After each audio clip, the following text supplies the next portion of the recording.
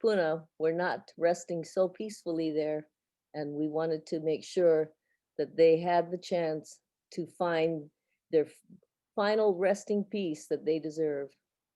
Thank you. And so on January 21st of 2020, we were accepted by the Planning Commission of Maui in Hawaii to be petitioners, to bring more information, to bring the information that we could bring to the Planning Commission.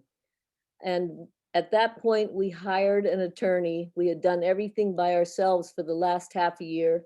And I would like to introduce our very tremendous attorney, Bianca Isaki, who's worked tirelessly to bring out the truth of what it takes to actually have a luxury resort on the beach in Makena in Maui.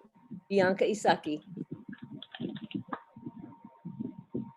Aloha, I'm sorry, having trouble turning on my video. But aloha mai kako, and I was very honored to be introducing this panel and sheepish about taking time away from our speakers, so this is going to be short. As Auntie Claire mentioned, in 2018, BRE GWR Iconic Owner LLC, the BRE stands for Blackstone Real Estate Group, and that'll be important as people talk about later. They applied for a special management area and planned development permit to expand the Grand Wailea Resort in South Maui.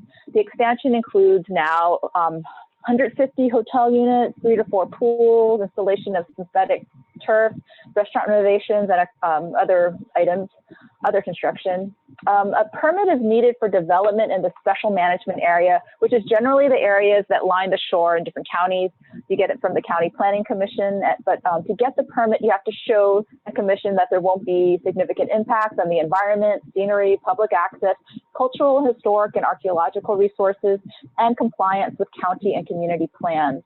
And particularly, I think, under the South Maui plan, which is going, community plan, which is undergoing updating, you could not expand a luxury resort, particularly here, and not do any of those things. So it's legally and logically wrong, and we'll talk about that through all the speakers today. Malama Kakanilua, Pele Defense Fund, and Ho'oponopono o Makena understood this and intervened against Blackstone Grand Wailea's permit application. The commission, thankfully, my video works, thank you. The commission granted their petition to intervene, as she said, and they asked me to represent them first in a mediation and then contested case hearings, just like a mini agency trial before a hearing officer. We had a 3-day hearing during the height of the COVID pandemic, and that was a whole other issue, and against interveners' protests. And we're now awaiting the hearing officer's decision, after which the planning decision will decide one way or the other. I won't try and summarize the huge effort these interveners have put into their case, but it spans over 214 exhibits, hundreds and hundreds of pages of findings, testimony, and we've only really touched the surface of an area that, even in the earliest records we have of the area, has been recognized as being from remote antiquity. And here I'm referencing the Kahamanini Heiau, which is built to multiply fish and is now under one of the Grand Wailea's parking lots. As part of their contested case effort, the interveners assembled an amazing lineup of witnesses. Scott Shapiro, a contractor and Wailea resident who testified about videos and he showed video or clips and videos of all the runoff that happens in that area. Robert Knox, a water quality expert, and you'll hear from today. Representative Tina Wildberger, Lucian Dene, who testified on a lot of things. Ashford de Lima, economist professor Dick Mayer, a construction expert who actually worked on reburials at the resort, John Kawai. Dr. Crabtree, who was an osteologist and who reviewed lots of studies, like hundreds and hundreds of pages of documents. Dr. Michael Edelstein, who's an environmental psychologist specializing in Indigenous people's struggles. Kai Martel, a burial specialist. Dr. Kehawa Bad, who we'll hear from today too. Palikapu Dedman testified, as did Carol Kamakona and Ashford de Lima, who were both cultural descendants of the area. Kaniloa Kamaunu, who spoke about both the water demands on Waihe'e, because the water comes down from Waihe'e to South Maui, and maybe Lucian can talk about that later, as well as EV protection. Susan Rosier, who was there for the construction of Grand Wailea and remembered very painfully explicit details about the ways contractors disposed of EV ostensibly to prevent delays in construction. Cody Tuviasi, who's your host, and of course Clara Pana, all of whom are just everything that you'd want in true community leaders. So tonight we're going to watch a short video I understand was prepared by Adrian Rapp-Corwin, and then hear from Dr. Abad, Ashford de Lima, Carol Kamakona, Robin Knox, Representative Wildberger, Lucien Dene, Cody, and Claire. That's my intro. Thank you. Hello, mahalo Bianca. So as of now, we're gonna play a video called "Built on a Burial Ground: The History of the Grand Wailea."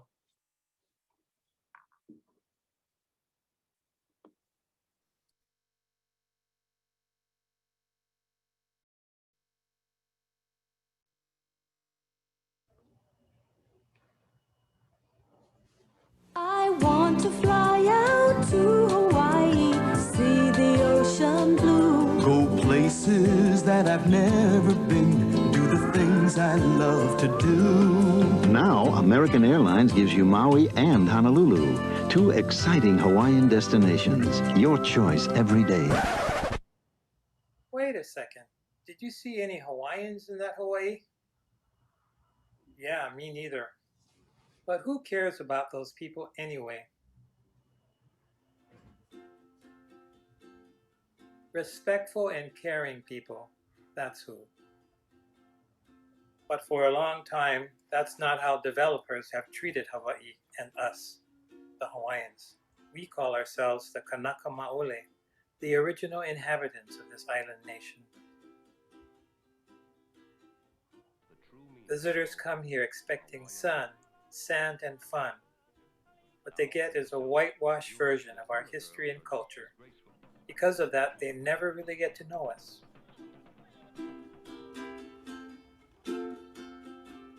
A little over 30 years ago, one of Maui's richest cultural sites was destroyed. But just like so many other desecrations, it was hidden and covered up. Today, we are telling its story so you know what happened and can help us ho'oponopono, put right the wrongs of the past.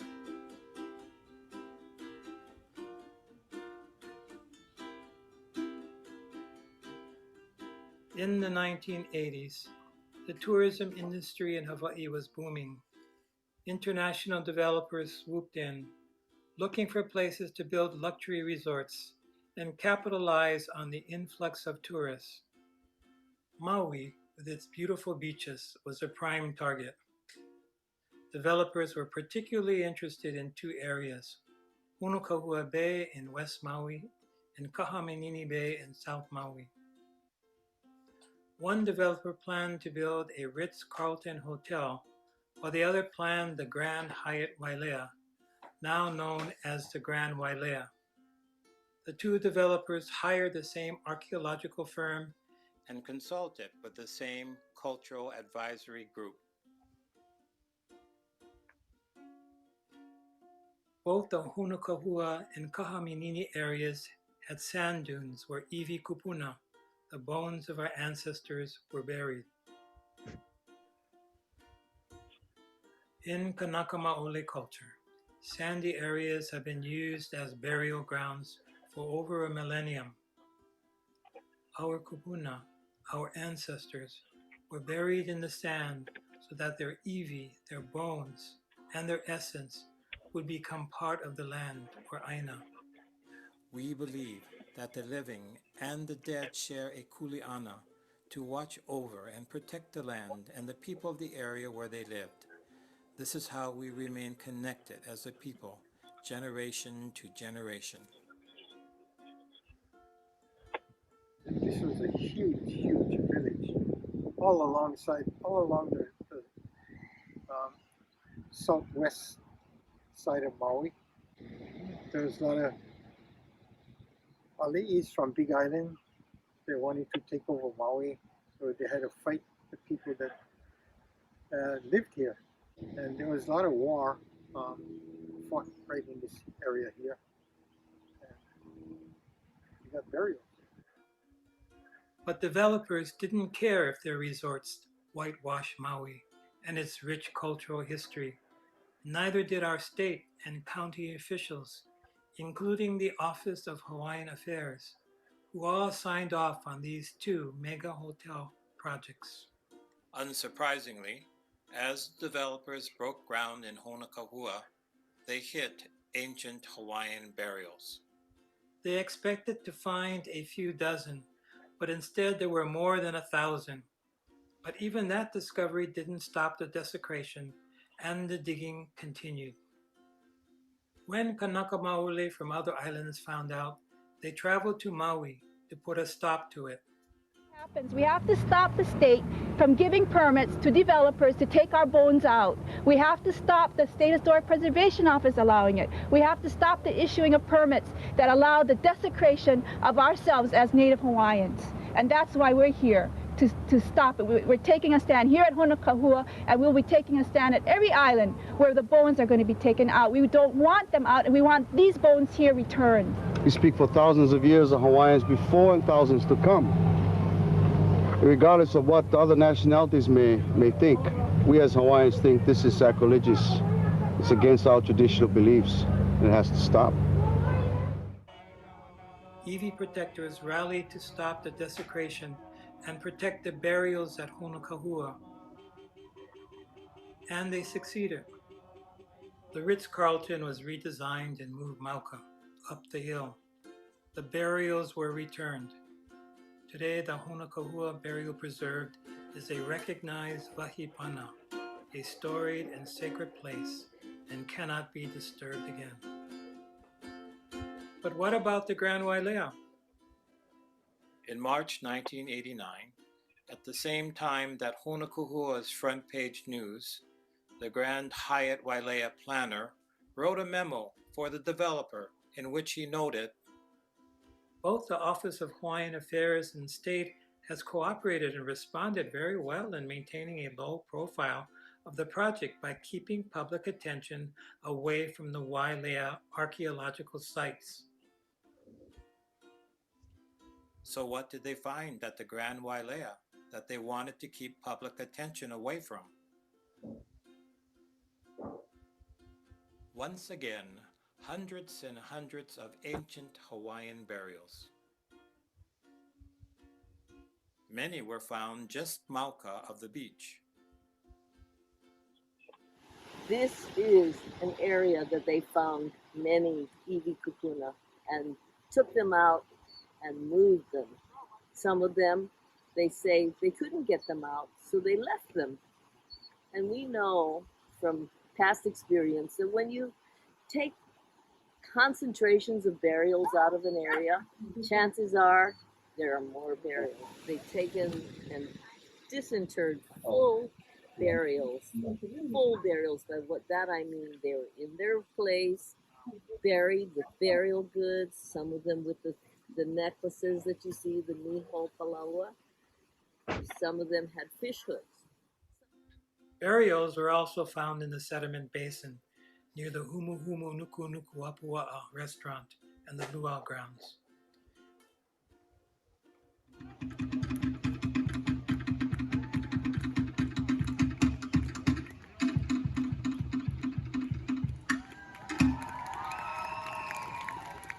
Hawaiians died by the thousands. That's how we went from almost 1 million people down to 40,000. And here in this place, we hold luau's on top of where the children were placed. In a follow-up memo, the Grand Wailea planner wrote, the archaeologists have indicated that finding new burials should be avoided, if possible, because it would raise public concerns. I interviewed a gentleman who did the heavy equipment at this place when they were building this hotel. And what he told me was that they dug a water line along this south boundary. And when they dug the water line, it had to be deep, at least 20, 25 feet deep and wide. And what they were finding were babies, many babies.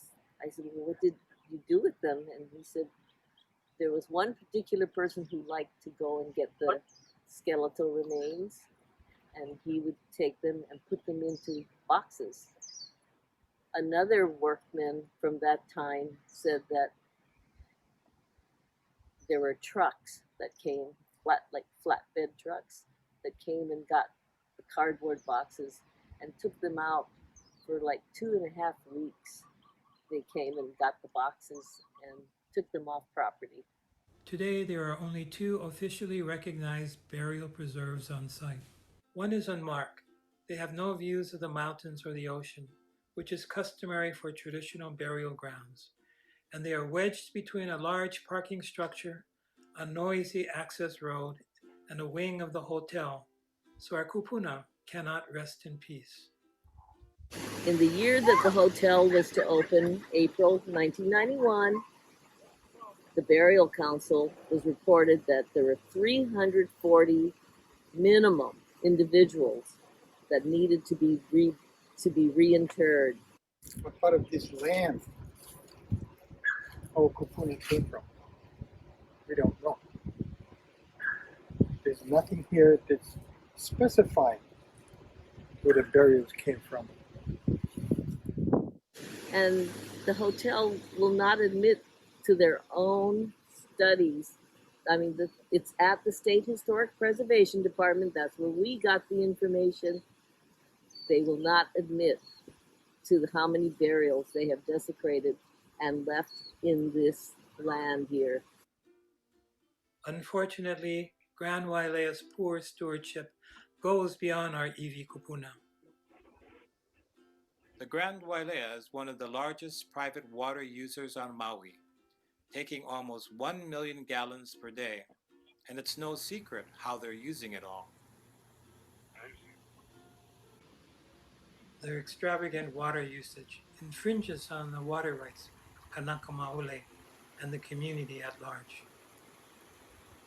Our sources for water are basically only in 2 areas, and they both are on the mountain. Here, on this side, known as Navaiha. So the only way that they get water resources is from our area. And our aquifers are already straining. And within the last 2 years, we've had water shortages. In the central area, a lot of people were asked to reduce their usage, while places like the Grand Wailea continue to use the same amount of water. There was no restriction to the south side, but to the area that actually has its own water resource, there was restriction. So it's not fair to me as one who has a birthright, water right, which comes through the property that I am on, which is Kuleana, ancestral lands, and to basically have it wasted on a resort. They also haven't taken care of Kahamanini Bay. A 2018 state report on impaired waters noted some pollution levels were not in compliance with federal standards. It looks pretty, but trust us, you might be better off swimming somewhere else. They also built over the old McKenna Road that goes along the coast. Cultural sites and burials were built along these historic roads, and so this history has been erased.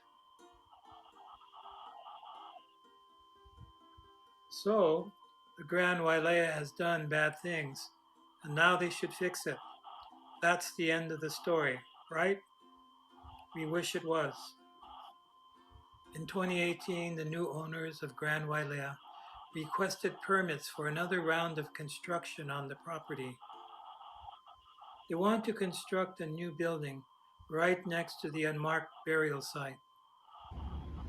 How much are they going to disturb even more kupunas if they do the digging? That's the Wailea wing. From that building, they're supposed to come out 140 feet. 140 feet definitely comes up to the preserve. But that's supposed to be how big or how actually wide this building is? Nothing is marked, so how do we know exactly if they're going to be impeding on the burial preserve when they try and do what they want to do here? They plan to create 150 new units.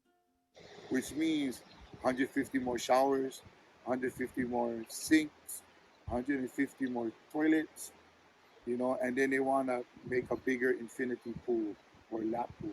They plan to expand the adult pool in an area where a concentration of Hawaiian burials was removed. They're really going to make a giant pool that comes all the way from the second floor of the main building right there, down in increments. Each level of the pool structure has like about 20 to 40 drains. They go down. Some of them are like 40 feet down.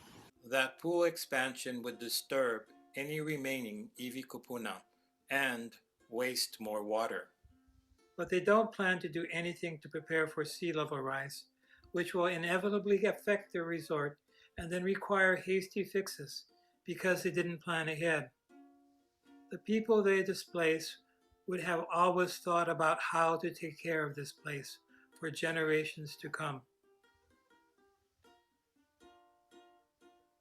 And so this is why Malama Kakanilua, Ho'oponopono O Makena, and Pele Defense Fund intervened in this project.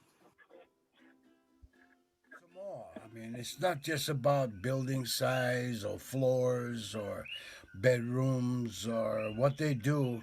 It's about digging us up again, man, and that has to stop.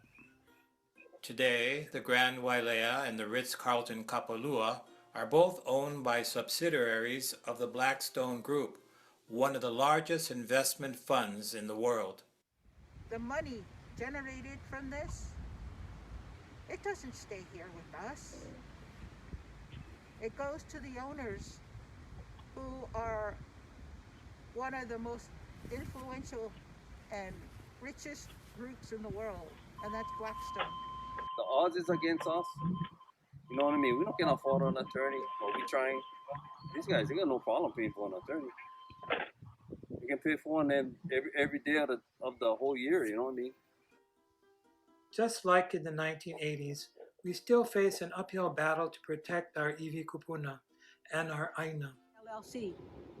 Why can't they be satisfied with what they have?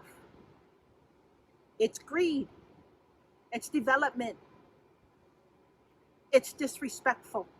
Grand Wailea, you guys are really bad, Pilau, and you should tell all the tourists that come there what your historical background is all about. Up against things we not can take on, but we still gotta say. We still gotta say. This is our kupuna. This belongs to us. This belongs to the land. This is where the land we're from. This is us. Our history is being taken along with our iwi. When you take our iwi and you take those sacred places, you take those historic places, then you remove us from the board. You remove us from history. You erase us.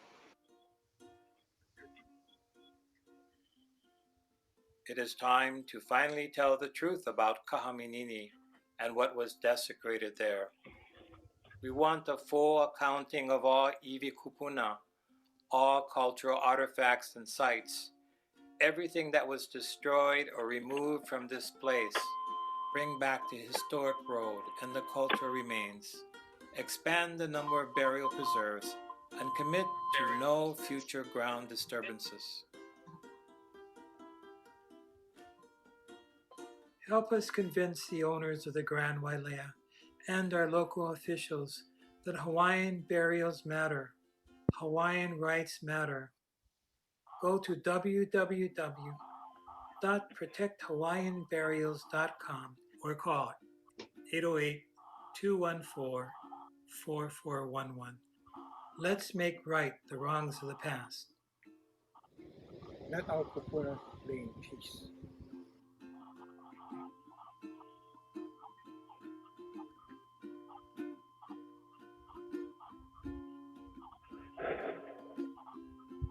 Standing here with my head in my hands.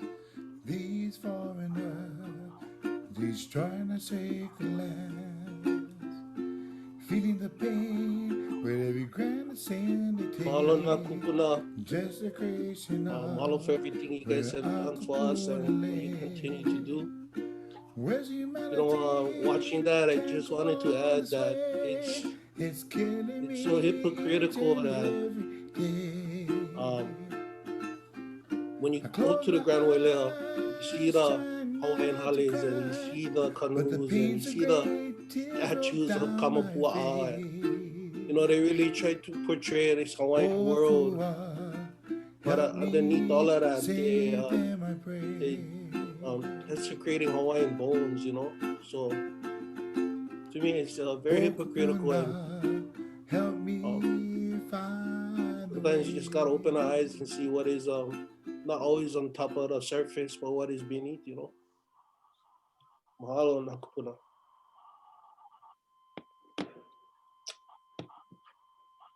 So at this time, we're gonna introduce our next panelist,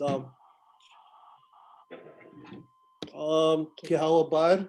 She has a PhD. She's an archaeologist, and I really had the pleasure of listening to her testimony at our last contested case. And mahalo kaua.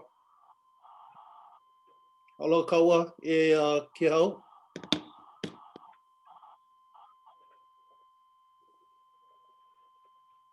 Aloha no kako, aloha nā hoa, aloha aina.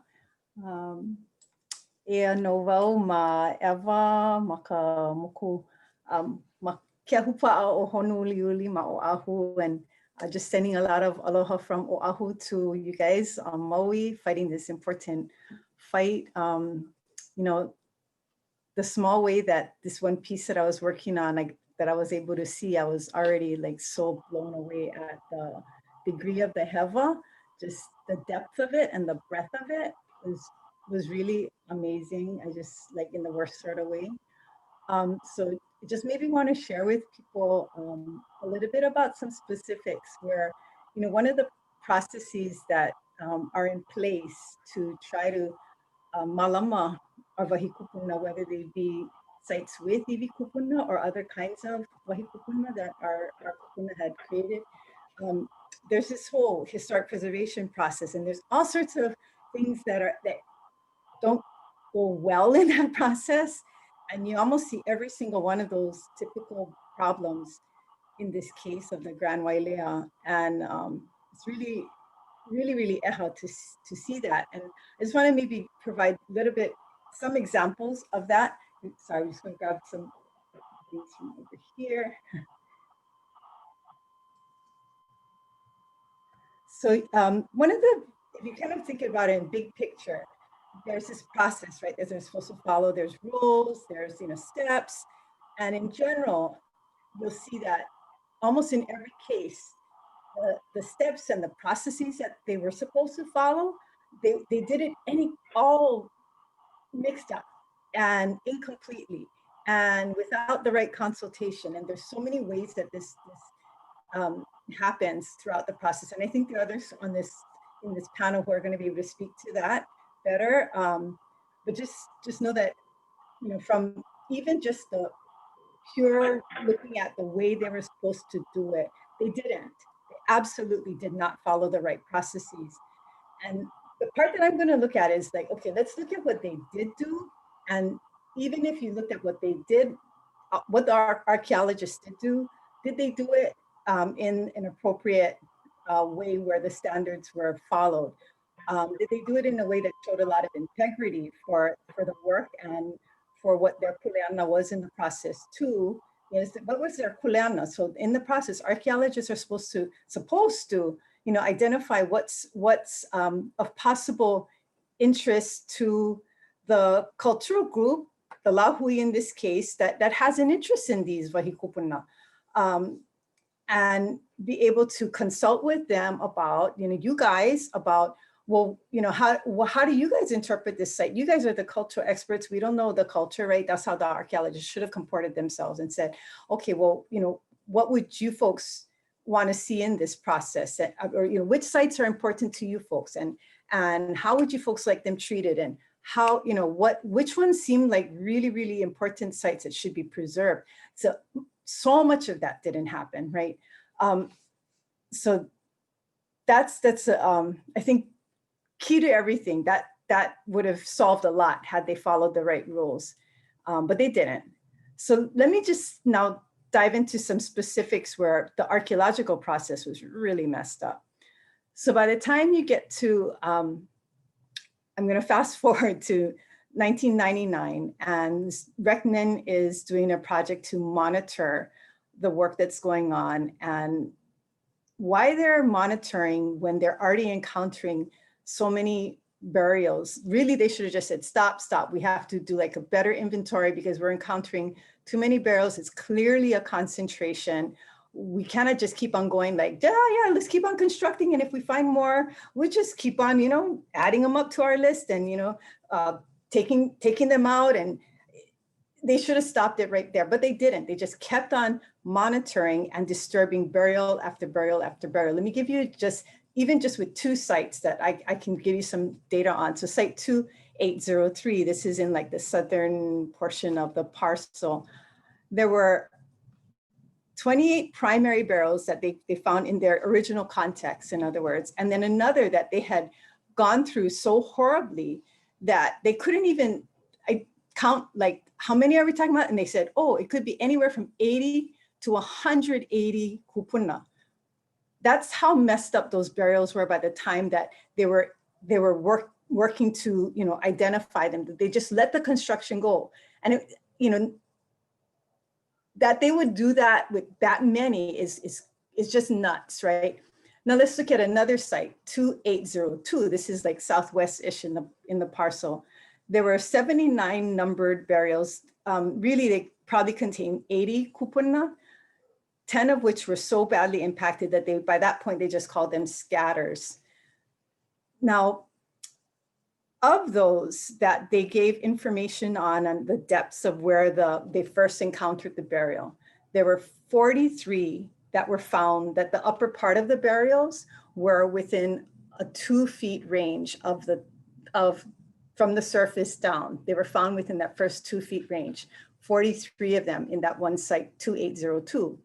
That would be 54%, or over half of the burials with known depths in site 2802 that were within that 2 feet range. Now fast forward to 2010, and you have Rotuno and Hazuka, Rotuno Hazuka -name and Pantaleo doing a AISP, an archaeological inventory survey plan, and then they implemented the plan to look for more burials. Now these guys were doing a project that was clearly meant to minimize how many burials they were going to find. For starters, they didn't include any of the known utility areas. And that doesn't make sense because as you heard in the video, they were finding, or in the earlier part of the project, when there weren't burial laws to protect these kupuna, along the utility lines, burials were being found. But now this AISP was going to exclude those areas. So they didn't look in those kind of areas. They didn't want to look in places where they were minor utilities, and they weren't going to look in anywhere that the ground wasn't disturbed more than 2 feet. When, as I was just explaining, in that 1999 report, in site 2802, the majority of the ones that they described, 54% of the ones with known burial that they gave burial depths for, more than half of them, right, were found in that less than 2 feet area. So that didn't make any sense. So clearly what they were trying to do is minimize the number that they would find, right? And minimize the areas where they could say, oh yeah, we shouldn't, you know, go here because there's, you know, a possible burial. So sure enough, did they find any burials in that study? No, they didn't, but they weren't looking. So these are the kinds of things that are really consistent in this project.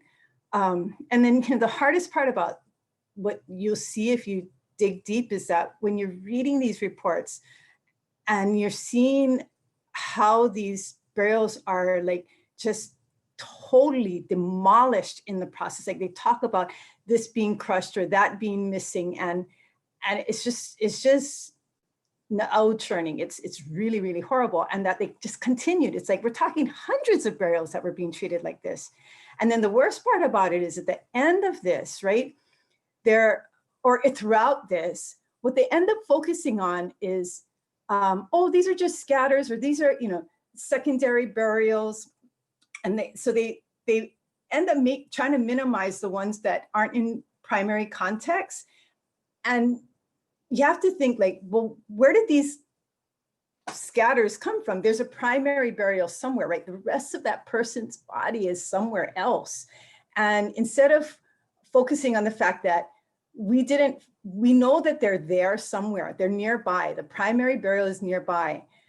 And the part that we're finding, the scatter that we're finding, or these other, secondary burials that we're finding, they just make it like, okay, now we can just not worry about those. We'll just, gather that up and, put them in a burial preserve somewhere, rather than seeing that as a symptom of the fact that there are these other burials in primary context that have yet to be discovered. And they're somewhere there.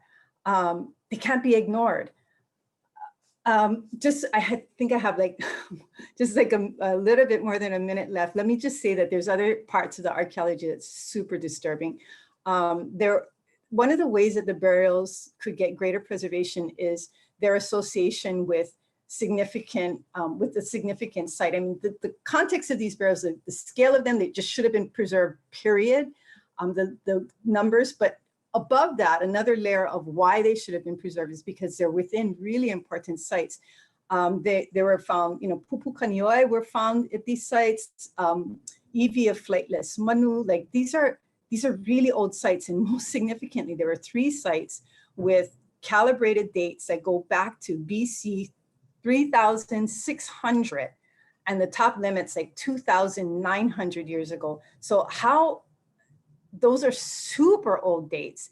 And the archaeologist sort of just sweeps those away by saying, oh, it's old wood, meaning that it's an old tree that happened upon Hawaii's shores. And when you break that down, you realize that it's absolutely ridiculous. Like there would have had to have been some gigantic redwood tree that is older than known trees that currently exist, that grow at like 5,000 feet elevation, that rolled down from the Pacific Northwest, ended up on Hawaii's shores. Our kupuna would have to carve through a diameter like 12, 15 feet wide to get to the heartwood that is that old wood part that he's talking about. And that they just took, there were 3 sites, right, like that, with just 3 samples that somehow oh, there's my timer, that somehow those pieces were the only parts of that gigantic redwood log that would have survived. And nothing, there's no other evidence of that gigantic piece of wood anywhere. That's the argument that Reckman would have you believe. And so there's just so many ways that it shows they were trying to minimize the importance of these wahikupuna. And the integrity of the work is so questionable when you hear somebody with, who's supposed to have, archaeological credentials, making that sort of really untenable argument. It puts a big question mark upon any of their analyses. But anyway, that's just like a sample of some of the specifics that just really make you wonder about what they're doing there. So mahalo for allowing me the time to share. Mahalo, Kehao. It was truly, truly awesome to know that we have archaeologists who come from our own blood, koko, that can speak the language of the science that is being used to really dig us up. And I know that you have a great future and a lot of responsibility in that way. And we thank you so much for coming to share that with us. The next on the panel are two descendants, Ashford de Lima and Carol Lee Kamikona. And let us bring you into the modern day time, 30 years past the first desecrations of our iwi kupuna at this site. Now, what are we looking at with this new proposed project from the Grand Wailea?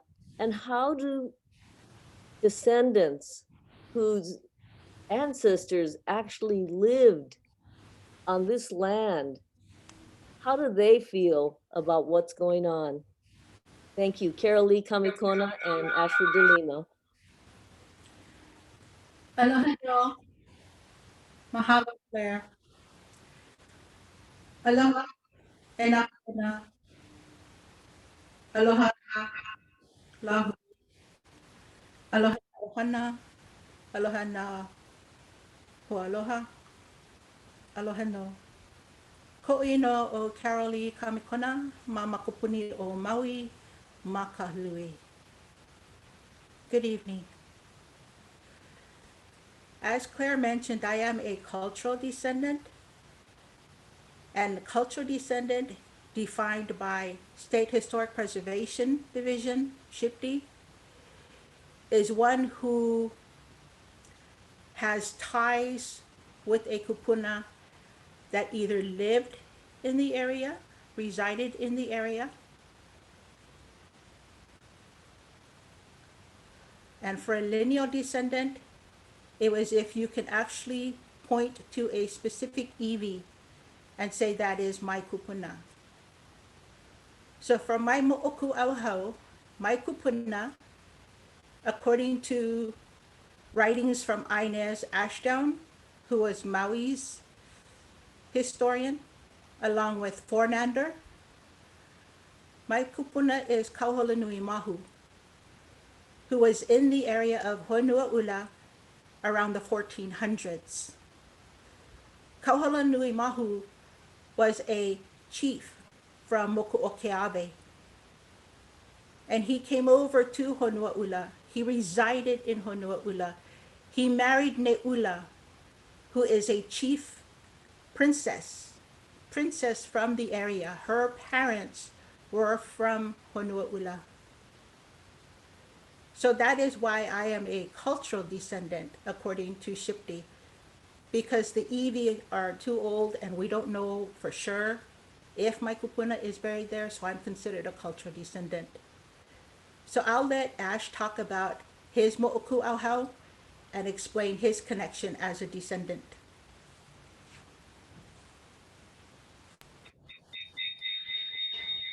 Aloha ahi ai kākou. Asher Kaiolani Dilema Koinoa. I am a living descendant in Moku, and it goes back to my kupuna Iapo. And it's on my father's side of the family. And all of these things that's going on right now in Grand Wailea, I was noticed when I was 3 years old, going fishing with my dad. And Kaumanini was one of the biggest and nicest beach you could ever think of. The water was clear, the sand was clean, and wherever there's sand and water, you could see the water turn green. That means there is no pollution there. And there is seaweed and fresh water that nourishes this ocean.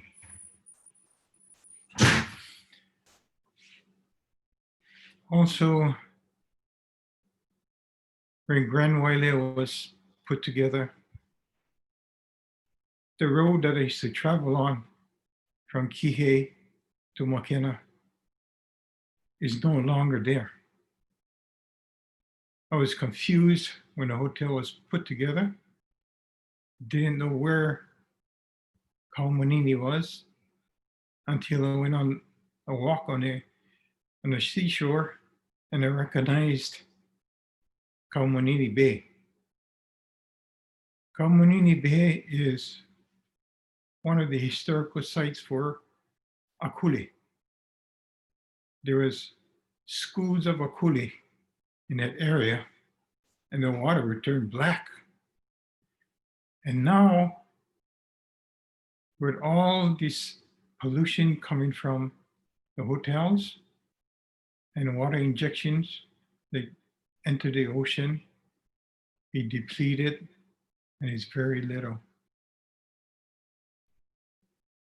And all the tourists on the seashore and the sand, the Pokanaka would come with their throw net and see all these people sitting under the umbrella.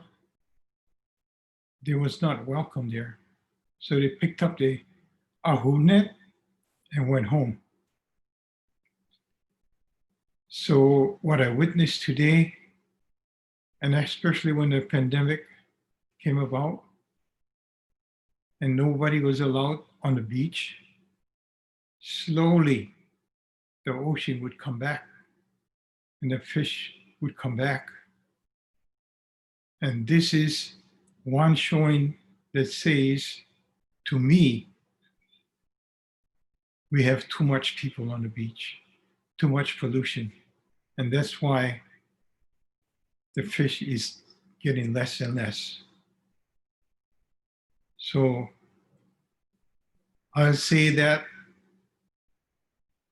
all the burials in this area, it shouldn't have happened. And I was told by reliable sources that the restaurant is built over the Kopuna Iwi.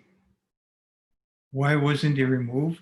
It's because it was too deep into the earth.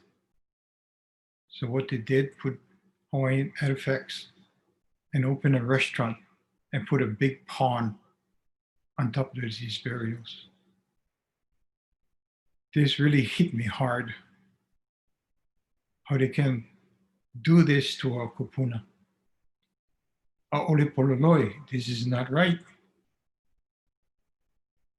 Mahapioloa pono, you have to make it right. And in closing, I would say, please stop all of this desecration that they're doing to our kupuna. And also I want to add that I had a class from Maui Community College, Maui campus, and I showed them all of these things that's going on right there with Grand Wailea. Also, I showed them all the fishing heiaus along the beach line from Kaumanini towards Makena and also in Kiwakapu. These things that I showed this class, they took it in really, really hard. And hopefully they're listening today. And Coco was one of the students there. And mahalo Coco for having this class with me, that I could share all of these things to them. And I'll leave right now and pass it on to Carol. Mahalo nui kako. Thank you very much, and aloha ahi ahi kako. Mahalo. Mahalo, Ash. So I actually wanted to touch a little bit on what Kehala was talking about when she mentioned Site 2803, which is along, you know where the beach road, or not the beach, but yeah, the beach parking lot. It's right along that road. There you can see it on the map. And I also wanted to talk about 2802. 2802, according to what Kehau mentioned, it states there were 80 burials. 80 burials at 2802 with approximately 65 artifacts. 65 artifacts found just in that one site alone. That site at the time was referred to as the sediment basin. The sediment basin now is currently the pond at the Humuhumu Nukunuku Apua restaurant. The saltwater pond that surrounds that restaurant is 2802, where 80 burials were found with about 65 artifacts. Remember I said it's a saltwater pond because the pipes go from that pond to the ocean. So they recycle back and forth between those pipes. 2804 is right along the beach walkway down by where Aulani has their tent that you can rent things. So what the archaeologists did at the time, they lumped 2802, 2803, and 2804 together, and they just considered that one site.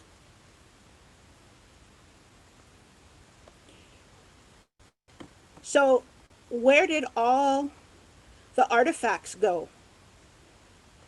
All we know is that supposedly the Iwi Kupuna were relocated to site 8658, which is up at the parking lot area, if you see to the left of the map. Supposedly that's where a majority of the burials were put. But we know, according to reports, there were burials that were taken to Makena Cemetery. There were burials that were taken to Kapalua. There were burials that were supposed to have been taken to Haleko Hoikeike, the Bailey House. There were burials, according to interviews that we've done from people who actually worked during the construction. They were taken to the R&T Park in Kihei off of Lipoa Street. We're asking that the Grand Wailea bring our kupuna back. They should not have been removed from the very beginning. For 2803, 2802, we are asking for it to be a preserve. That is too many burials. And most of in 2802 are still there. You heard what Kehau said. Only within 2 to 3 feet of surface, they started finding them. Some were buried in beer boxes and placed on top of the water line.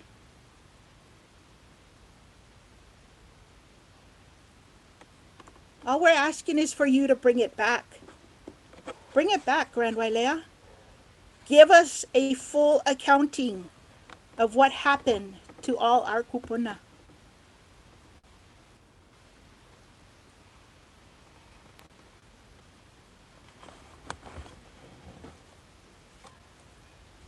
For now, we'll move on to our next speaker. Mahalo. Mahalo nui, Carolyn Ashford. Mahalo Anake. The, Mahalo. the next speaker is Robin Knox, who will give us some very good information, something that we were quite surprised to find. This was not our first and original intention. We came to protect our Iwi Kupuna, our burials, our ancient burials, but along the way, we found out so many other things that were going wrong at the Grand Wailea. Thank you, Robin Knox, water expert. Hello, Claire. Aloha, everyone. Thank you for allowing me to talk with you tonight. Rob, my video, okay, there we go. All right. You heard both Kaniloa and Ashford talk about some different aspects of water. And I think what's important to understand here is the big picture and the impacts. The big picture is developments like this Grand Wailea Resort cause huge changes in the hydrology, taking water out of streams of Navaeha and impacting not only the kalo farmers, but also the fisheries on that side. And then that water, while some of it is used for potable water use, for showers, for laundry and things like that, the majority of it goes for these water features and for irrigation. And that water gets returned to the ocean. And then the other thing that happens with water at these sites is the changes at the site of the Grand Wailea in the drainages, changes how water moves across the landscape. And in fact, it concentrates where the water enters the ocean by taking it through what are called dry wells, which is a form of injection well or actual injection wells. So we have a lot of impacts to water on two parts of the island. And in particular, you heard in the video, they mentioned federal water quality standards. Those standards are actually also in state law. And when the Department of Health measures the water, they have reported to Congress that the waters at the Grand Wailea is impaired, meaning it's not meeting the standards. And these standards are designed to protect uses.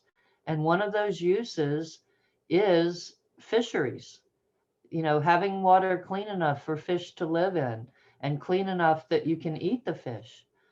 And so the standards not being met means that the fishery is not supported. And this fishery is a cultural practice in addition to being a valuable natural resource. So this is a very important component. Other data that has been collected has shown, you know, this is more data than what the Department of Health has collected, has shown that there are nutrient standards being exceeded. And this upsets the balance of the plants and the reef and the animals on the reef. And the Grand Wailea imports over 30,000 pounds per month of organic compost to use on their landscaping. And you might think organic, that's good. But what that means is, you know, it doesn't have pesticides on it, but it has 2.5 to 30% nitrogen, and it also has phosphorus. And so there are nutrient additions of somewhere between 10 and 108,000 pounds per year being put on that land. And anything that the plants don't use themselves ends up back in the ocean. And this is detectable when we monitor water quality there. And the levels that we saw there, this is data from Hui o Kavaiola. It shows that the state standards for nutrients are being exceeded by between 10 times to 140 times higher than the what the standard is. Then I also happened to catch one sample, it's only one sample of stormwater, and found that that stormwater had even higher concentrations of different forms of nitrogen and phosphorus. And even for the standards that were not being exceeded, they were close to being exceeded. So there's very little capacity for any additional pollution. So the pollution that's already there is exceeding standards, which means it's not supporting the aquatic life use. and other ones that aren't exceeded yet are very close to being exceeded. So this practice of importing nutrients to, excuse me, importing nutrients to nourish the landscape is causing harm to the water. This rerouting of hydrology causes harm to the water on more than one place on our island. So this type of development, and specifically at the Grand Wailea, continues to, and if further development is done, will cause more harm to the water. The development also increases impervious surface area like roofs, and they want to put artificial turf and parking lots, and all of these things, you know, also change the hydrology and make the water go more rapidly into the ocean, carrying pollution with it. And of course it carries, you know, anything that they apply, any pesticides they apply, anything that drips out of a car, all of that ends up in the ocean, and it's showing up in the scientific data. So there is real cause for concern for the protection of the resources, which Ashford told us can be restored, because when there were no people there and when things were not as active, the fish started to come back. So we know that if we can reduce pollution or prevent future pollution, that it's a thing that can support compliance with state and federal laws and support aquatic life, which is an important part of the Hawaiian culture and the cultural practices. So thank you for letting me share that with you. Sorry about the dog. Mahalo, Robin. Yeah, I just wanted to add to that too. And whenever you have like water or nutrients coming from an unnatural source, it must give us a false sense of habitat as well too, right? Because you're relying on something that isn't natural, right? It changes the, you know, the chemistry influences the biology, the, you know, movement of the water influences the habitat and what's built there, and the habitat determines what can live there. So yes, it's all related. Mahalo. Right now we're gonna introduce our last member right here. This is Luciane Dene, and she's been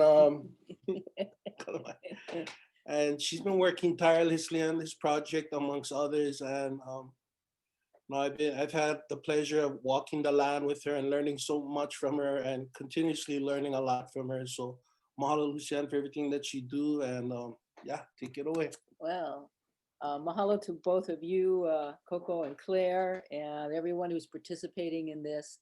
This is a story, you know, as some of you may know, I'm a historical researcher, and years ago I researched a book on this general area called the Ka'eo Project, and read a lot of these reports and interesting studies, and then interesting personal recollections, and I actually interviewed folks and their old family stories about the areas. And I kept coming across this name, Kahamanini. And it's not a name that's used anymore, but it's the real name of what has been rebranded as Wailea Bay and the Grand Wailea Resort. And so this place, not only has its name disappeared, but it's everything that kind of made it what it is disappeared. There was a heiau associated with Kahamanini, and it's in a few obscure references hidden away in the archives of the Bishop Museum, but it describes a heiau, or a Hawaiian temple or shrine, and overlooking Kahamanini, the bay. We now know that there was such a site on the Grand Wailea property. Was it recognized and honored as a heiau, as the Kahamanini heiau? No. No one was curious to look up the old name of the bay and associate it with the old name of this heiau. And This heiau overlooked a gulch, and the gulch flowed all the way to the sea. And during rainy times, I'm sure it carried a lot of water. It was a very, very deep gulch, according to the topo maps. That gulch doesn't exist anymore. It's been just restructured and replaced by buildings and landscaping and ponds and pools.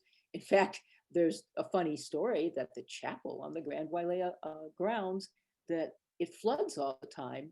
And this stream bed, this gulch, flowed right by where that is. There's probably underground flows in that area. No one had the curiosity, no one had the respect to say, wow, this is an important natural feature of the land. We need to work this into our landscape. We need to work our hotel around it. No, it was just in the way, like everything else that was natural or Hawaiian in this 37-acre site. It was in such a rush in the 1980s to become, the colossal jewel hotel, that everything that was a part of the past of the land was just removed, and a whole new history was invented. When you go there, it's like Coco said, you see the phony statues of this Hawaiian deity and petroglyphs and this and that, but the real Hawaiian things, every single rock was removed. This heiau site, various altars and shrines that were like built were kind of barely documented. We don't even have a picture of some of them. They were just like documented in field notes and a little sketch drawn. And then the bulldozers came in a couple days later and flattened it out because a road needed to go there, or a construction storage site needed to go there. So it's such a sad story that the burials is the saddest part, because you had hundreds of ancestral remains that were important to Hawaiian culture that were intentionally buried. Some of the burials, especially in the area where this pond is that Carol Lee was talking about, they weren't just like scratched into the sand dune. They were, the burials were buried in a burial pit with 7 or 8 layers of rocks and artifacts intentionally laid one on another on a top. There was intention there. Someone wanted this burial to stay there for perpetuity, for eternity, to rest in peace, to watch over something. I'm not Hawaiian, but I have heard my Hawaiian friends describe what it is to have a burial disturbed. And basically, you take something that was intended to be part of the spiritual oversight of an area, and you just remove it. You say, oh, that's not important. We'll make a place for these 200 burials over someplace else where it's more convenient for us, where it's over near our parking structure and it won't be in the way. That is just not an acceptable solution. So where do we go from here? I think the video said it very well. The time has come to tell the truth. And once we tell the truth, the time has come for accountability. The folks that own this land, this very, very wealthy corporation, Blackstone, that has investments from people all over the world, their pension funds from places in the mainland and in Canada are locked up in projects like the Grand Wailea. These funds are being committed to an unjust cause. So we need to bring justice to places like the Grand Wailea. We need the story to be told. We need there to be accountability. The very least that can be done is an accounting of all of the burials, all of the artifacts. Many of the artifacts that were found with burials were reinterred with them, but many were not. Many were found in places that were not directly with the burial, but near the burial. And so they're just stored in some place somewhere. I think right now it's the State Historic Office in Hilo. But this area's history. The folks that you heard, these are remains of their ancestors. These are things their ancestors would have touched or looked at. These are things that have a real life. And these things belong back here in Maui. They belong as part of our educational process for the generations of people who live here now and who are to follow. And when we can have that accountability, and when we can have that truth, then we can have the beginnings of forgiveness. And forgiveness is what we need the most for this land. So we urge you to join with us. There's a web page you can go to. You can click on that web page. You can send a letter to some of the big wigs at the Grand Wailea. We can help keep you in touch. There's many decisions that are yet to be made about this land. And of course, its story really, really does need to be told, and not just hidden under the facade of, oh, isn't it wonderful to go to paradise and visit this beautiful resort land. So Claire, what would you like to Thank add? you. I would like to add that it has been a great journey for us, and in many ways we advocate for our kupuna, but feel that we have also been asked to provide our service to our community, and that has been entirely obvious in the things that are really wrong with this permit that is being asked for. We had the opportunity to speak with Tina Wildberger, our representative from South Maui, and she has been working on a bill and a project which really is at the heart of what is wrong with this expansion project. And that is, where is the money going? Who wants to build on a burial ground? Who wants to build on a burial ground? Who would choose to do such a thing? So we see that BRE and the Blackstone Group are private investment groups. And there have been a lot of interesting conversation about it. But what it comes down to is make your money, make it fast, get out, take your money with you. And I feel the saddest part is the Hawaii State Pension Fund is such an investor. And would those pension funders be happy to know that they're gonna help to dig up our ancient Hawaiian burials? Who really wants to build on a burial ground? Should we put up Tina's clip? Yep. So I would like to take a little departure and have a message from the South Maui representative to the legislature. And that's Tina Wildberger, and she's prepared a few words for us, and we're going to get ready for questions and answers. So bring out your questions and put them into the chat if you would like to ask them. Thank you so very much, and we'll see you in a few minutes after Tina Wildberger. Thank you. Okay, Coco, you got some questions? Aloha, Tina Wildberger, State House Rep for District 11, South Maui. Greeting the Sierra Club and advocates today, pre-recorded. I apologize for not being able to be there in person. We have a lot of Finance Committee meetings this week, so I'm sorry I wasn't able to join you. I'm here to talk about the Grand Wailea Resort a little bit with you all, and to bring up some points maybe that don't get talked about mainstream. Grand Wailea Resort is Maui's single largest employer. The Grand Wailea Resort changes hands approximately every time the depreciation schedule runs out for tax deductions. A company will scoop it up, take the tax deductions, find out it's tough to make money, and then put it on the market. The current owner is Blackstone. Blackstone is a private equity company with hundreds of billions in assets. They have investments all over the world, and they paid the second highest price for any resort sale when they purchased recently, $1.1 billion. Their only attachment to this parcel is their ability to create earnings for their offshore investors. This means monetizing every square inch of the investment. The question is, does building more units right at the shoreline benefit our community? Maybe not, probably not.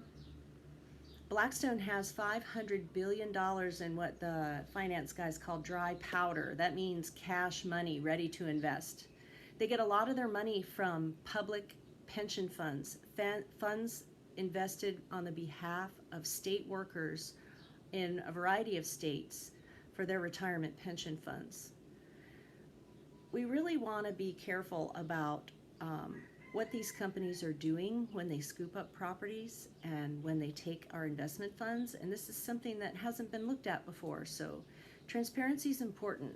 And we want to make sure that a company that's a major employer that holds massive funding from Hawaii's retirement system is investing those dollars in a manner that supports our community. Are these massively profitable companies paying their taxes? They should be. Do their investments benefit our community? Hopefully. Or do they exploit and extract? We need to keep our eye on these issues as we especially come out of this very difficult protracted economic challenge that the next 5 years are going to bring us.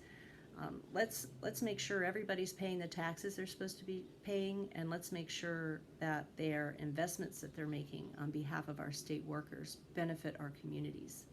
Thank you so much. Aloha Sierra Club and Advocates. It was nice seeing y'all. Take care.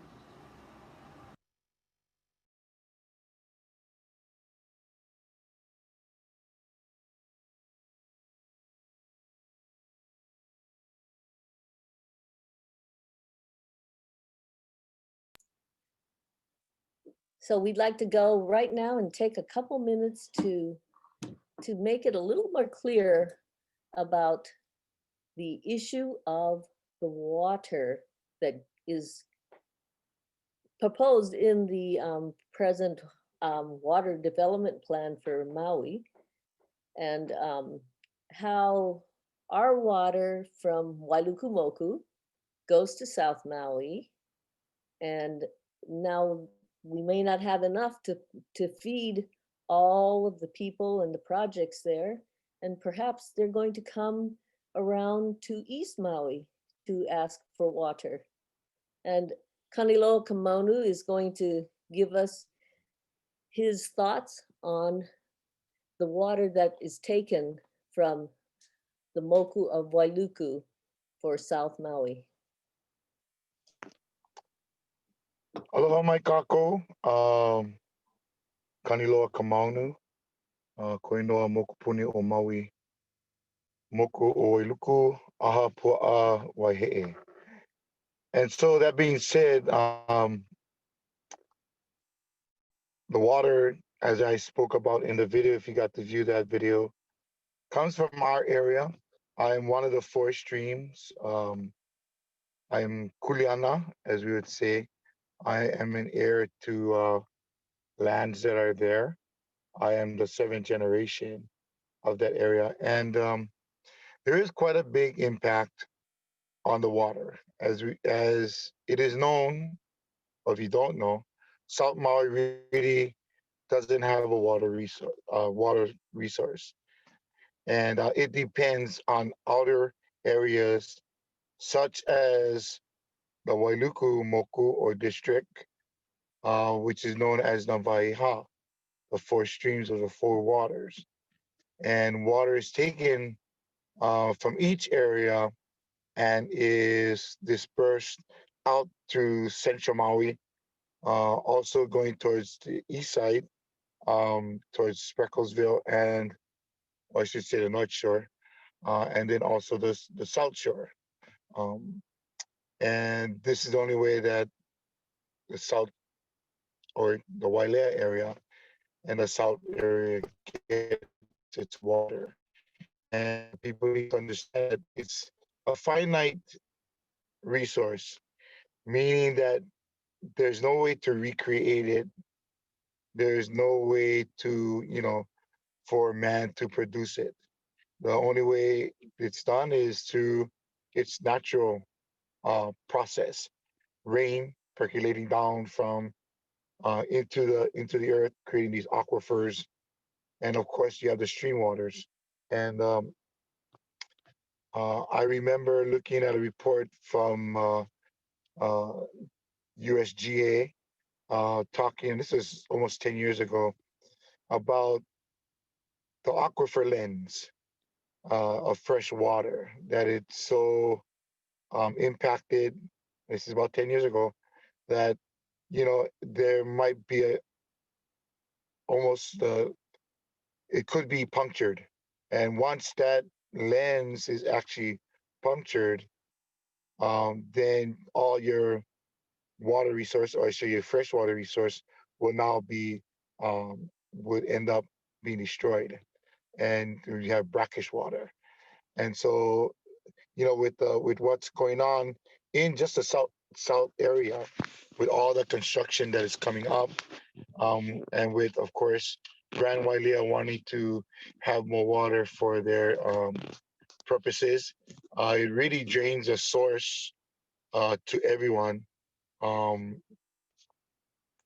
Everyone else that needs the resource, especially the individual residents.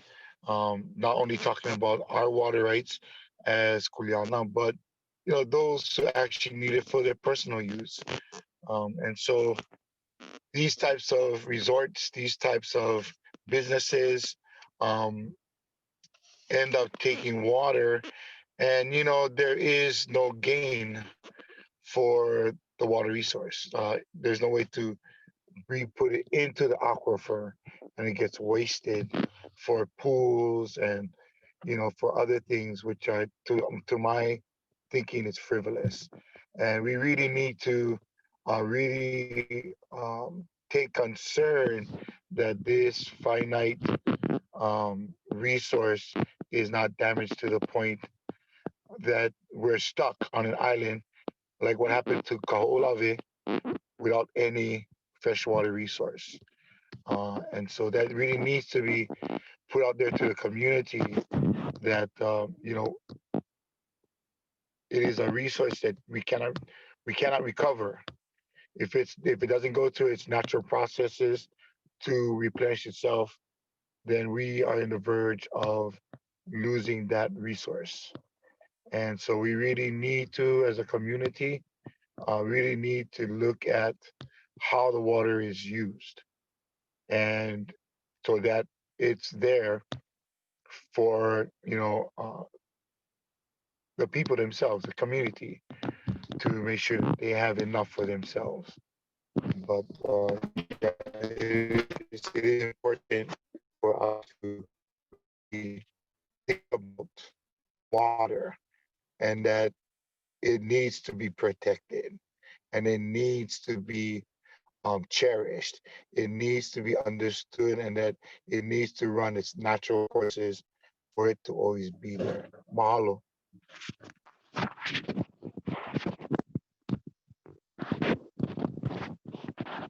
Mahalo, Claire. Coco. Mahalo nui. Uh, We have a question, and that is there a problem with injection wells at the Grand Wailea Resort? And Lucienne, will you be doing that? Yeah. I have to see which computer I'm on.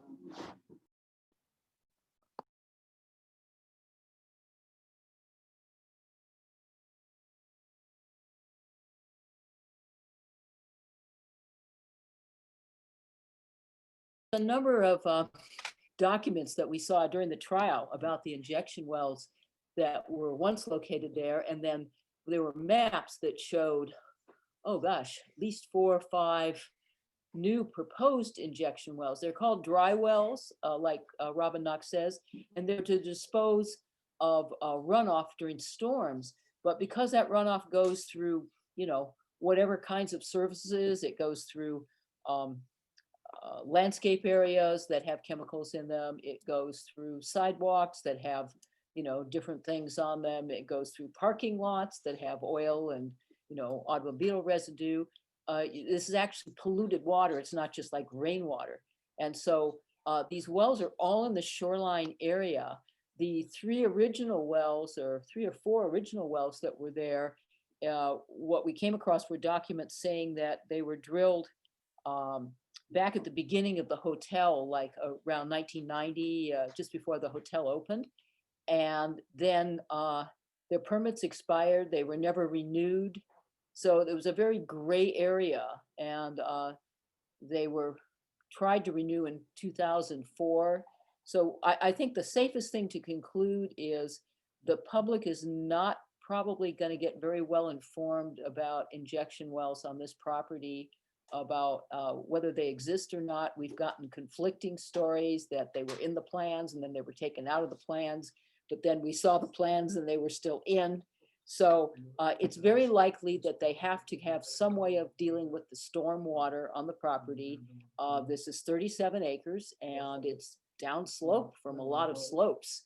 So it is going to have, water generated during storms from all the paved surfaces there. There's a number of parking lots and building structures. So there are going to be probably injection wells to dispose of this water. It's just that the process of finding out exactly what's going on is very challenging for us citizens, especially during the COVID times. We were told that Freedom of Information Act requests were, like kind of very low priority. So it was hard to get public documents. We have another question. Is OHA going to be held accountable for their MOA? Does anyone want to answer that?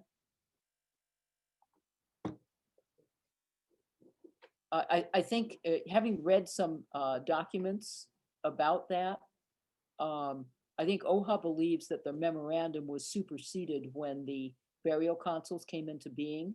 And the burial councils did give a great deal of thought before the burials were reinterred, the first set of burials at the Grand Wailea. And OHA was kind of on the sideline. But I think OHA wants to step up and do more of a right thing now. But boy, it's a process, untwisting the threads of the past here. I'd like to say that about OHA, what we have been told is that they will advocate, as is their mandate, to protect burials, our iwi kupuna, and cultural sacred sites, and that as much as we hope to hold the county to their duties to protection and to allow us to practice our culture in protecting our burials, we intend to do the very same with the Office of Hawaiian Affairs to honor us as traditional practitioners who are, and just Kanakas who are trying to protect our iwi kupuna, our ancient Hawaiian burials, and see that they get what is necessary for them to lay at rest again. I would like to also ask Robin Knox a question, and that is there any permitting process for injection wells in South Maui? Because we understand that there are several different types of injection wells on the Grand Wailea property, which we were very shocked to find out. And we also understand that they're not permitted. Can you speak to that, Robin? I will say what I know. I don't know that I know the full answer. I am a Clean Water Act specialist, and in many ways, people in my profession view the injection well program as a way to avoid the Clean Water Act and avoid having to clean the water up to the standards that we were talking about earlier. So they don't get regulated by the Clean Water Act. Under the Safe Drinking Water Act, there are underground injection control permits required, but only to protect sources of fresh water that are used for drinking water.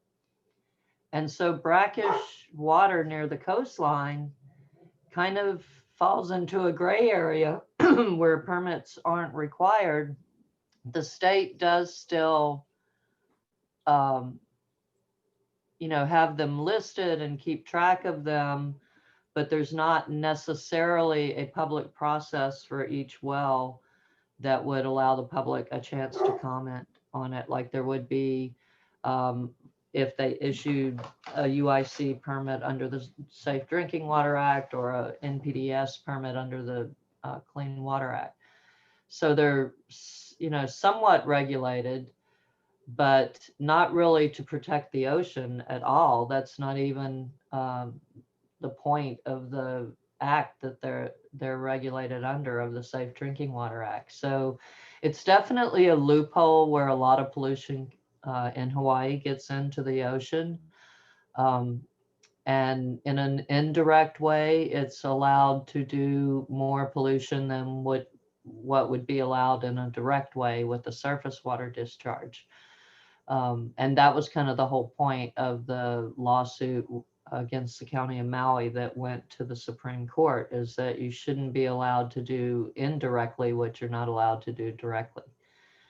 So that case could potentially impact this in the future. I don't know, maybe we should talk to Tina. Maybe there is either something already in the law or something that could be changed in the law to require a closer look at these type of drainage and stormwater disposal wells. And I think probably some other waters go in there too, from the pools and other things. They're not allowed to discharge to the surface, so they're going somewhere. So the public really doesn't have a lot of chance for input. And I think that's something we should probably try to change, because what you see at this site is not an isolated incident at all. It's the pattern of development that was done in South Maui. Thank you very much. I'd like to ask Robin a question. Robin, can you differentiate between a dry well and an injection well? I honestly cannot, because that's one of my questions too, Carol. Okay. And as well, there's the question of when does EPA decide, or DOH decide to write a specific permit, underground injection control permit that has limits and conditions, and when do they just allow the wells to not be regulated? And some of them are regulated at both state and federal levels, and some only at state level. So there's a lot of mystery to it. Hey, the only reason I asked you that question is because in some of the documents in the current plan, remember earlier when I talked about Site 2804, which is along the walkway of the beach? In that site alone, there are 6 dry wells. How you can know what they are is if you look towards the Grand Wailea, you will see 6 huge circles. Those are the dry wells. With the pool, the new family pool and the new adult pool that they want to build, so they're going to take away the garden area that's in front of the lagoon wing, the infinity pool, and then they're going to add a pool to the spa. All of that has to go someplace. So what they're intending is to build 2 more dry wells in that area of 2804 to catch the rest of the water from all of those pools that they want to add.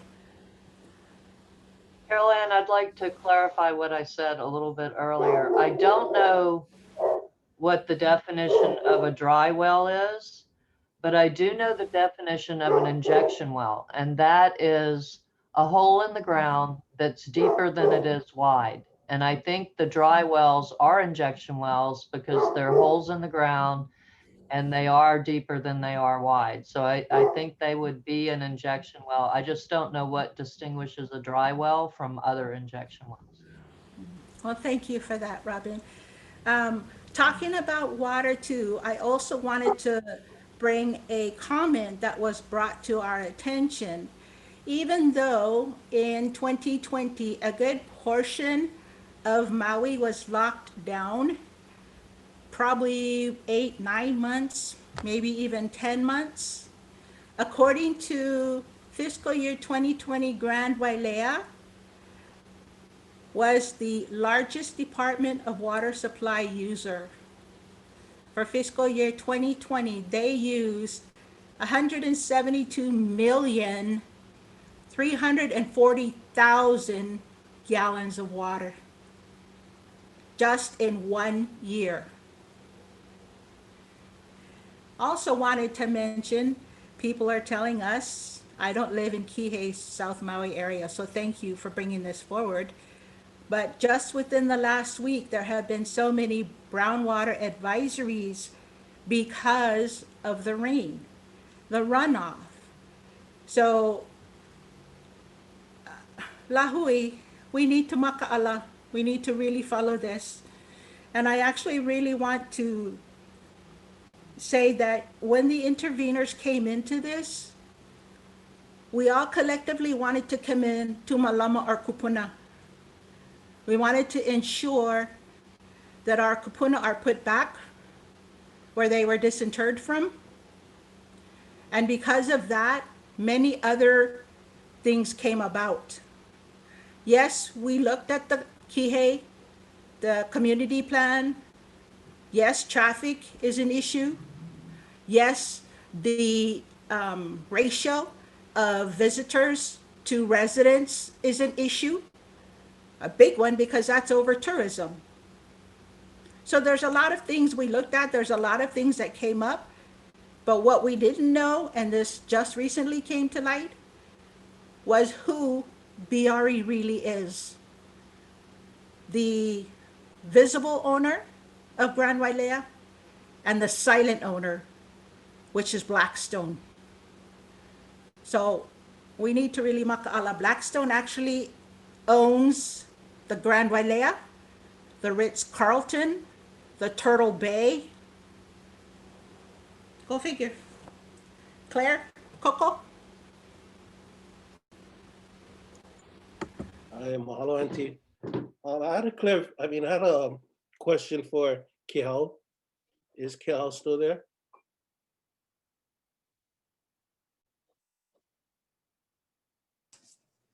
Noel. Hello. So I remember we had a meeting one time with some of the Grand Wailea reps, and I remember Hal Hammond was there, and we had talked about some of the burials, and I had asked him, because one thing that really stood out to me was the way some of these burials took place, and some of them were very unique, as dealing with the birds. And I've seen some people in the comments, I guess they used to work at the Grand Wailea, and they've heard some things going around too about these burials. And I asked Hal Hammond if he'd had ever encountered anything unique like that, burials that have encountered um, birds that have gone extinct here in Hawaii. And he said he's come across a few before, but not in the concentration as the Grand Wailea has shown. So in this case, I asked him, do you feel that this is a very unique type of burial ground for this kind of practice? And he said that it was probably one of the most unique ones. I just kind of wanted to hear some of your mana'o on that. I would totally agree. There's a lot of different traits about the burials that really suggest that it was a very important, special place that would have been so couple, la'aloa. And, just for starters, just that, especially when you see on that map that was on the screen earlier, yeah, when you look at how many kupuna were in such a small area, that one space was really, really, really special. And the flightless birds that you just talked about, the pupu kanioi, the just in that 12802 site, the 3 really, really old charcoal samples, that's off the charts kind of thing. I mean, what was it really remarkable about that is that, you know, usually when how they explain away these things to make it not that important, what might be, and sometimes it makes sense, right? That, oh, that was like a natural fire because you see like plenty of, you know, there's like a whole burn there. And I'm not just talking in Hawaii, but just in general, when archaeologists talk about, you know, why are there these unusual kinds of dates? So one instance would be that, oh, this must have been some sort of natural fire because that's why there's so much of it all over the place. But that's not what you see here. You see 3 samples all within that one site, right? And they're in different burials. And it's not like there's 20, but and the other thing, it's not like there's just one like weird thing that like, oh, something must be wrong. Like Beta Analytic must have done something funky with this. Somehow it got mishandled. And this one anomalous example is we shouldn't take it seriously. There were 3 and they all had the same range, right? 3,600 BC-ish at the oldest end, and then 2,000 something-ish on the more recent end. But even if you take the more recent-ish, 2,000 something-ish, that's old.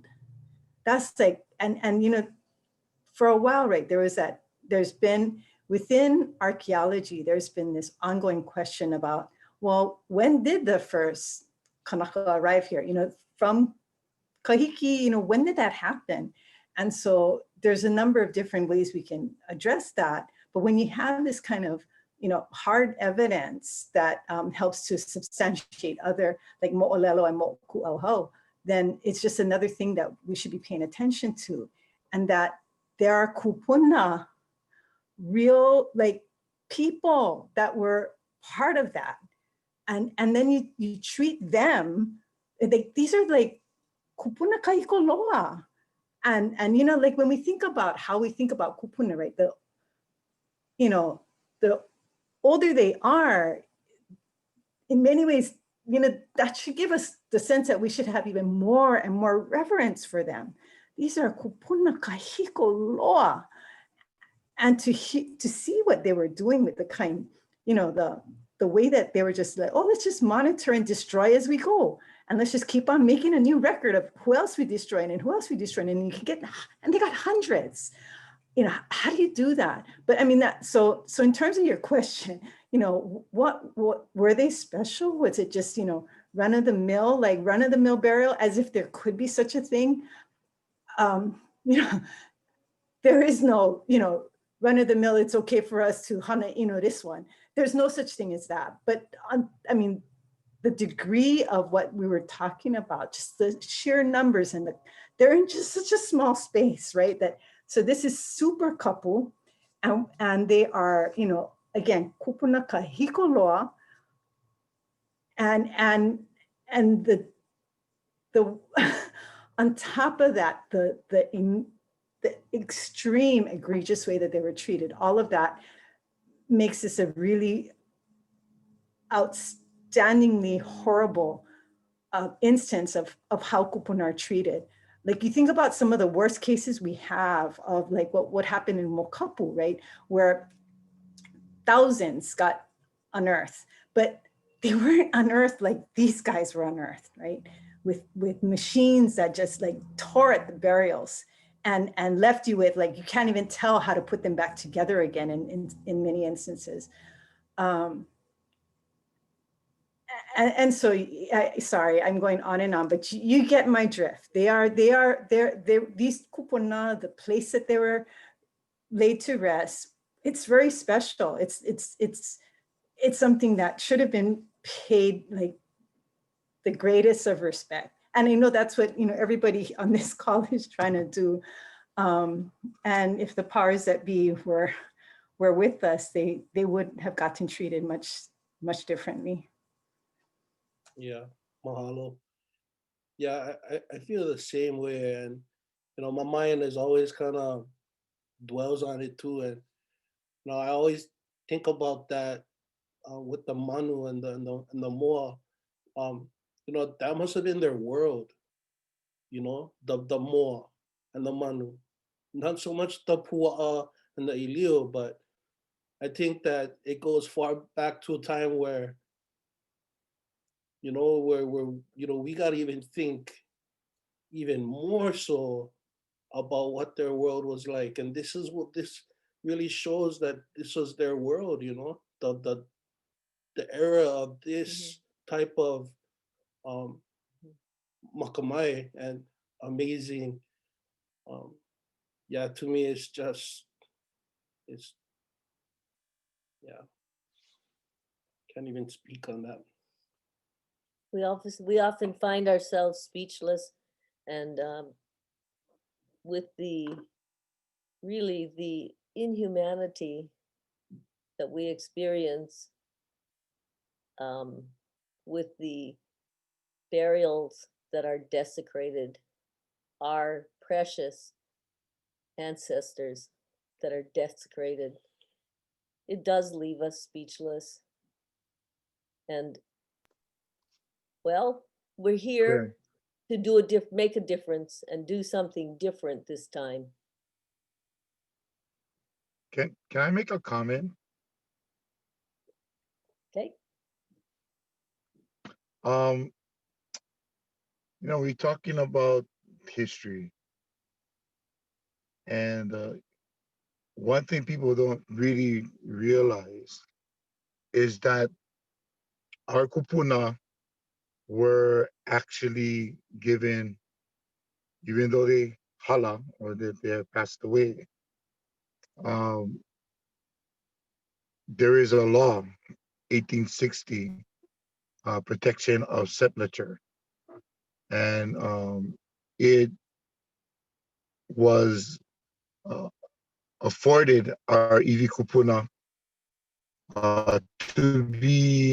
to stay at rest, to have a vested right of the lands that they are put to rest. And people don't realize this, that there is a law that exists.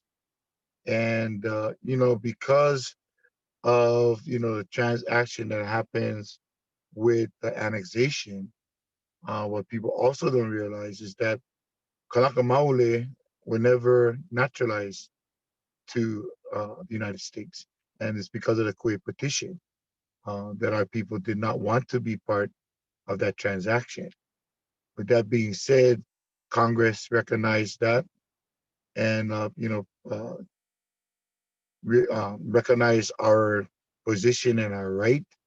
And they continued to allow us to be who we are, as it is put into Public Law 103-150, whereas 28, that we never gave up our sovereignty. With that being said, that 1860 law now comes into play because it is still a law, um, and because our people once more are still Kanaka Maoli, and because our Iwi are actually subjects of the kingdom, that law is provided for them. And people overlook, just because they're dead doesn't mean they don't have rights. While our kingdom afforded them rights, and that right hasn't been upheld in any manner or fashion. They only uphold the new laws, which about property rights to these people who come from all over and buy clouded titles that say they have a position and a right. And with the Mauna Kea case, it proved to show that Kanaka Maoli, especially if there is iwi kupuna on the property, that we do have property rights. So with that being said, it's really injustice what has happened to or what continuously happens to our iwi kupuna, all over the Pai'aina.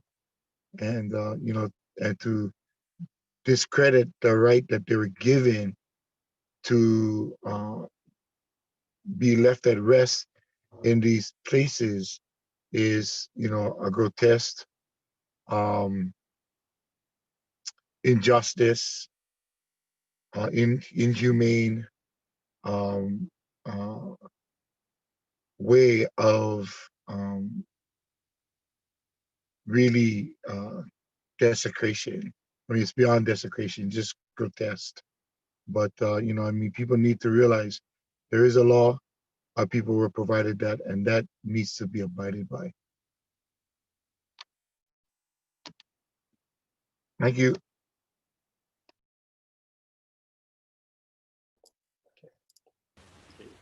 We are, So I wanted at to, the end of, sorry. sorry, Claire.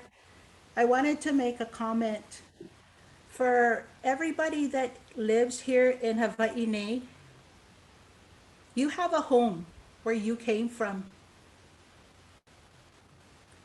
As Kehau said, all the burials, the ibikupuna and everything that was found were years, thousands of years old.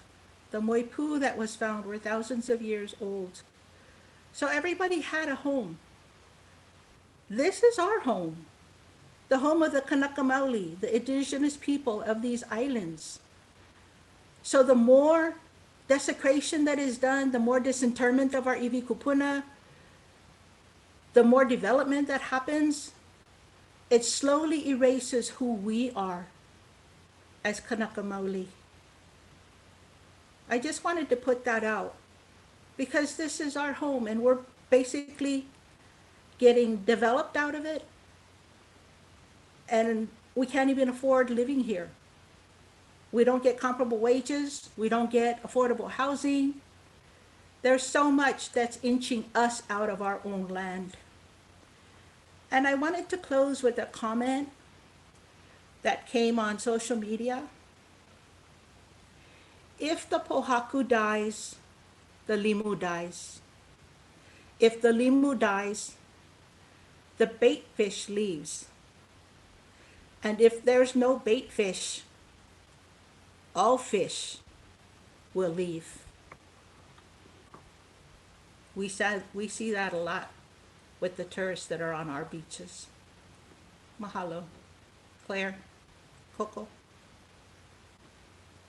Well, I want to say thank you if to everyone, and you can support us.